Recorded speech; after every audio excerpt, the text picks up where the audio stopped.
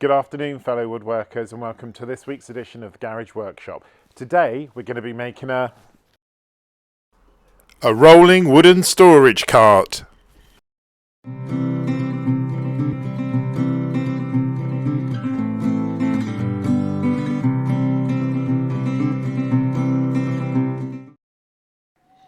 So when I was making the wood cart, the first thing obviously was to start with the base. This is a piece of wood I recycled from the old chicken coop. If you haven't seen my series on the chicken coop, they're all on my channel, well worth a watch. I wanted to extend the width a little bit, and by some bizarre twist of fate, I had a strip of OSB that was lying around in the garage, and I didn't cut it at all, but ridiculously it was exactly the right length, which was odd. Those things sort of never happen. So once I'd got it in place, I decided to build a very simple basic framework around the bottom. As I said, I wanted to get it a little bit wider, and I really wanted to recycle as much wood as I could for this project rather than going out and buying new wood. So I thought if I put a little structure on the bottom, it will keep it nice and taut, and also will provide me with the width I need. So after I'd done that, I started with the wood. I just bought a few pieces of timber from B&Q, only a few pieces, only because I didn't have any offcuts that were this length. I had a really interesting chat actually with the woman in the shop about this timber, who told me that due to COVID, the cost of timber has gone through the roof. And I think this piece of wood was £4.78, and she said last year the same piece of wood was £2.64. So it just shows you how much things have gone up. So after I marked it out, I took it to the miter saw to cut it down. Again, I was left with more offcuts. I'm a big believer in offcuts. I keep absolutely everything, and you'll see at the end with a finished wood cart. I just think wood is so expensive, new wood at the moment, that it's really important to save as much wood as you can. So I cut it down to size and then went back to the base.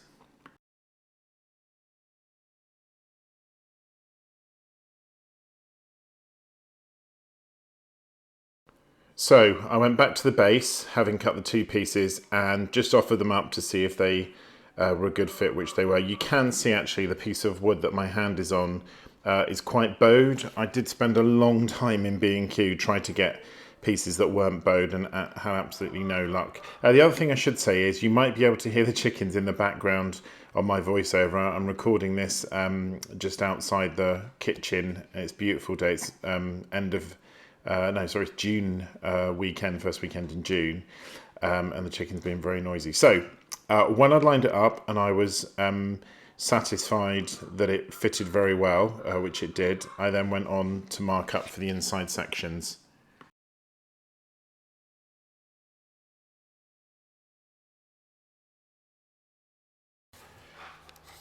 So I was able to use the offcuts from the long length of timber here, which was good because, as I said, the timber is expensive, and they were just big enough. So I cut them to size and then offered them up.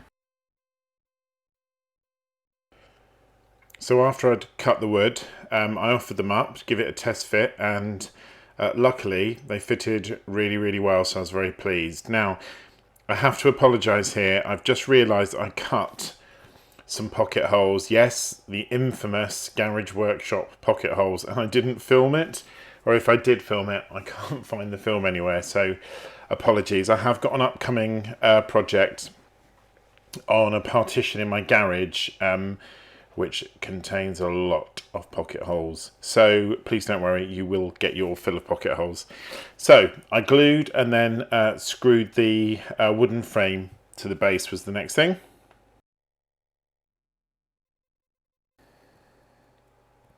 I then managed to clamp everything together, although it looks a bit clumsy on here. I haven't quite got the hang of these clamps yet.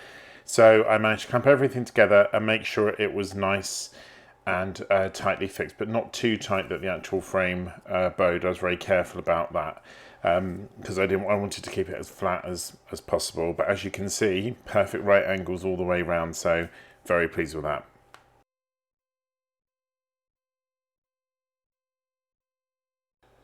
So after I was happy that was all good, I took the frame off and obviously took the bottom off. Then I had to flip the whole thing upside down so that I could attach it. I had a little bit of an issue there until I realised, of course, I could move the supports. And then I put it back on. I didn't go for biscuit joining between the little slat of OSB and the main part. I understand that, I mean, I did think about it. I understand why you might want to do that, but I just didn't think it was necessary, because essentially the structure was nice and strong anyway. The two bits of wood that I've got on it are just sort of peripheral bits of wood, really. It doesn't have to be one. The strength and the rigidity is going to come from the frame. The other thing is, I'll just point out my plastic tub. This is the tub of screws that came out of my old chicken coop, and my old chicken coop was one of the first things I made when I started woodworking, and I'm not exaggerating. It had hundreds of screws in it, hundreds, and when I took it apart, I broke it all down back to flat, back to wood. I was left with this massive box of screws, which even surprised me, I have to be honest, but very handy. A lot of the screws are outdoor screws, treated screws, you know, like deck screws. They're sort of green or olive green in colour, and they're incredibly strong. They're just Wick's own brand, but they're really, really strong screws. So I'm confident they'll keep the wood cart nice and stable, which is going to need to be, obviously, because it's going to have a lot of weight put on it. So I screwed the whole base with the wood on the top, and then I was ready to move on.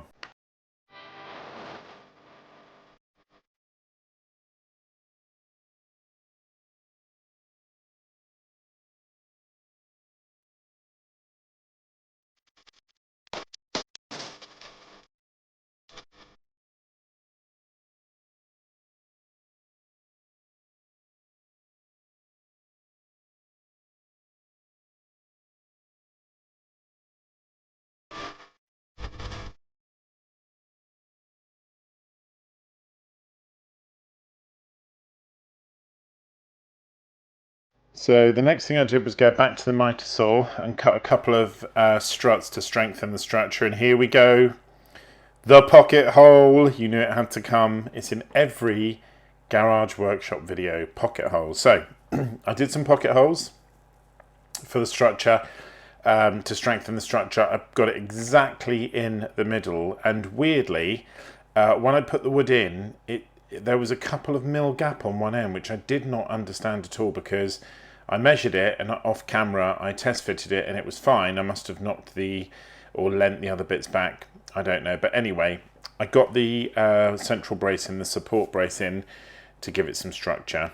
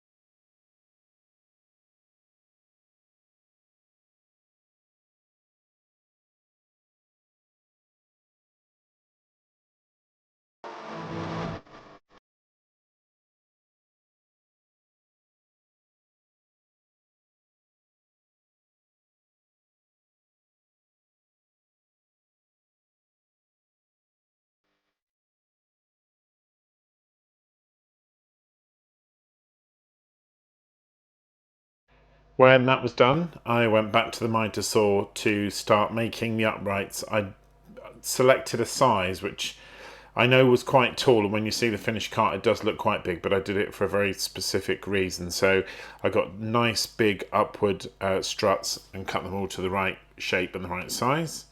And when I did that, I was able then to go back and offer them up and see how they looked.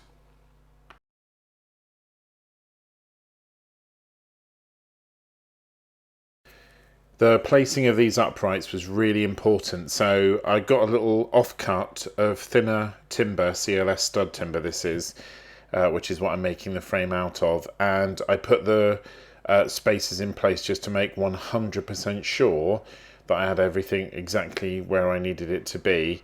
So I was able to measure and mark it out so I knew where the uprights would go when they were done. So the next thing I did after I'd cut the wood was create the beginning of the frame. You can see the chickens there, we let them out. So I did this using those two offcuts as a sort of stop block to make sure that I had got everything in place. Here we go, more pocket holes. Don't worry, you'll see more pocket holes before the end of this video. So after I put the pocket holes in, I got the uprights and I attached them to the supporting brace at the bottom, and I wanted to make sure that I got this 100% straight, because if this wasn't true then the whole thing was going to be out of whack. And as you can see there, I attached them using the pocket holes and my trusty box of leftover chicken coop screws.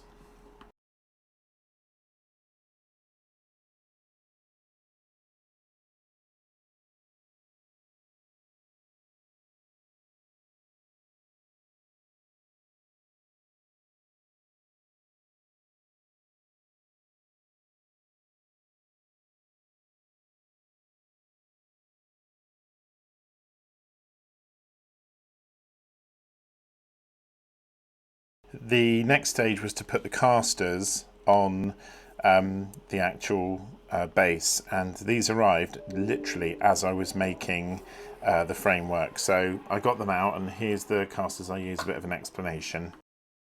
So these are the castors that I'm going to be using for the trolley. I bought them on Amazon. I'll put a link in the description. They're really heavy duty castors. It says there, I think it's 180 kilograms they can take. There's a set of 4. There are 2 that look like this, and then the other 2 have got a lock on them. So I'm going to use them I'll probably use the lock on the front rather than on the back, but they're really top quality castors. I used them when I built my internal wooden storage in the garage, and they are taking a ton of weight. I mean, that unit on its own weighs a ton, but with all the stuff I've got on it, it weighs an absolute ton, and I've never had a problem with them.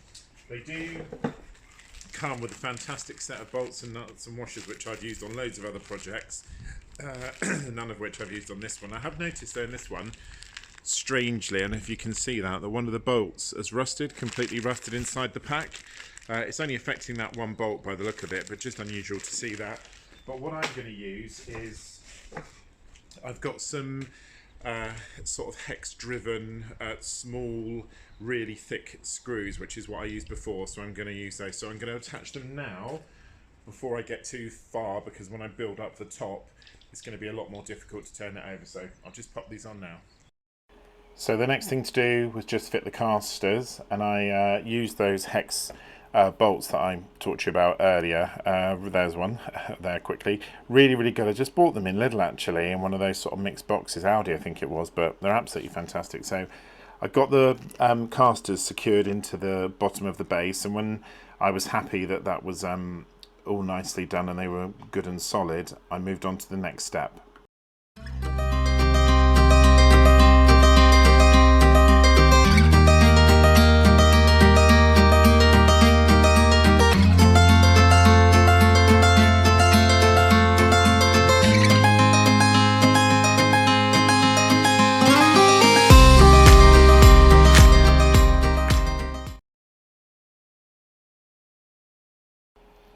So with the castors all fixed, I went back to the miter saw, and this time I just cut some squares of plywood.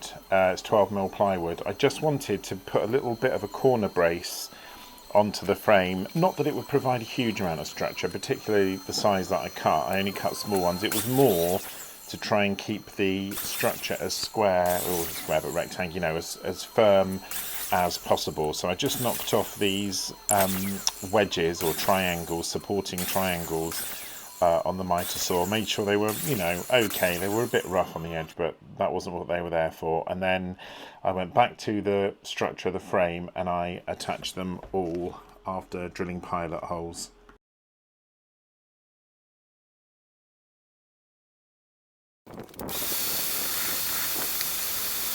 When I put the structure supports in place, I then went back to yet more pocket holes. This time it was for the sort of side supports. As you can see there, I've stood them up and then I connected them in. I wanted to make really careful that, again, I got these all nice and true, because everything was going to come off of these. As you can see on the side angle there, I've got a spirit level attached to the upright structure, which I did because I'd learned my lesson about the chicken coop and getting things on the wonk.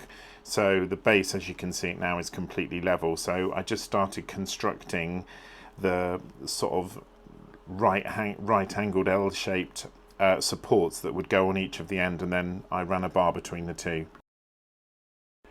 So this is the bar. Again, adventures with clamps. I do love these clamps, but I have realised I'm terrible at clamping stuff. I need to have some clamping practice. So when I clamped them in, I made sure they were all exactly level. I know it looks at the back, you can see there towards the sort of glass doors that one is out a lot more than the other, and it is, but when I actually came to screw it together, I corrected that because just the way that the upright structure was laying, it was just slightly leaning over to one side, but I corrected that. So I was going to pocket hole this and put it in, but because the way it's cut, there's a very slight edge left on the right hand side, and getting it in, it's absolutely wedged and it's perfectly level on both sides. So what I'm going to do, I've just got some strips of wood that are like an offcut from another job. I'm just going to drill some holes in it, and I'm just going to batten it either side. I think it's going to be a lot easier, and it saves having to take that out again. It's quite a lot of wedging to get in. So I'm just going to cut these strips in half and then drill some holes in them and then batten them in on both sides. That guy in that video is really good at explaining stuff, isn't he? Much better than me. So, as I said, it was such a good fit. It just seemed a shame to get it out, and it took a while to get it level. So the next thing I did was put it on exactly as I said. I then moved on to doing the sides, boarding the sides. Now, I use thin plywood for this. And when you watch it, you'll think, oh, you know, there's that gap, it's not a very good way, and it looks untidy with the labels there, but all will be revealed. I had a plan for this, so I wasn't too worried about how many pieces of wood I used or the gaps between them, because I knew I had another purpose.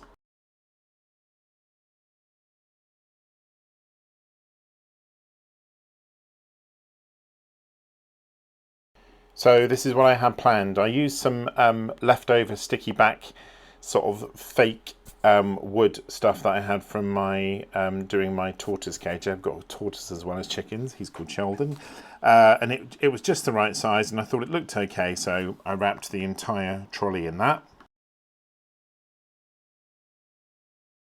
The next stage was to create some braces for a shelf that was going to go on the top of the wood cart. So I just did those, as you can see, on my bandsaw. I've just got a very cheap entry-level Titan bandsaw, but it's absolutely fantastic. So when I'd cut the shelf supports to size, I just put them on. I found an old piece of OSB that I'd used taken from the chicken coop, and used that as a shelf and put it all in. It wasn't really to provide a huge amount of support, it was just really there to allow me to store extra things on it, but I'll explain it more in this little talkie. Okay, as you can see, the wood cart is now finished, and the last thing I did was just put the shelf on, not to take a substantial amount of weight. It's only very thin OSB. It's just more for things that I want to lay down, like the offcuts of metal that you can see there from the chicken coop. It's just for things like that, really. So nice and sturdy, bigger than my last one. I deliberately didn't put any dividers in, because I did that in my last one that is in there that I'll show you at the end of the video, and it didn't work. It was really prescriptive, and it sort of stopped me putting things where I wanted them and putting bigger bits in. So hope you enjoyed the video. If you do, please click subscribe and catch me on the next one. And just to finish with, I'll just show me loading it up. Happy woodworking. See you on the next one.